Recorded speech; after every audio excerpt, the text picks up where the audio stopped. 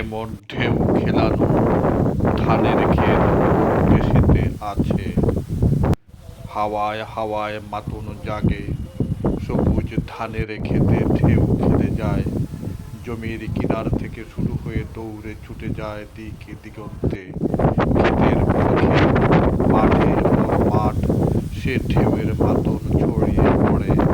কি শোভা, কি ছায়া গো, কি স্নেহ, কি মায়া তাতে। আর সৌন্দর্য বর্ণনাতীত, ভাষাতীত, কেবলই অনুভবের আয়ত্তাধীন।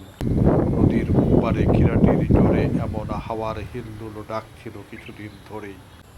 সে আহ্বানে সাড়া দিয়ে আজ সবুজ মখমলের ধানি মাঠের হিল্লোলিত বুকে অবগাহন করতে গমন। আহা সবুজ, কত সবুজ, সে সবুজের সাথে হাওয়ার ছন্দায়িত হিল্লোল। কত সুন্দর দূরে দূরে নুপুরের নিক্কণ বাজে। সবুজ ধানের ক্ষেতে ঢেউ খেলানো হাওয়ার সৌন্দর্য অনুপম। তার উপমা শুধুই সে নিজে। নদী চড়ে ধনচে গাছের সারি, হাওয়ার মাতন তার গায়েও লাগে। হাওয়ার দাপটে তার ঝাঁকড়া মাথা নুইয়ে দিতে চায় গায়ের জোরে।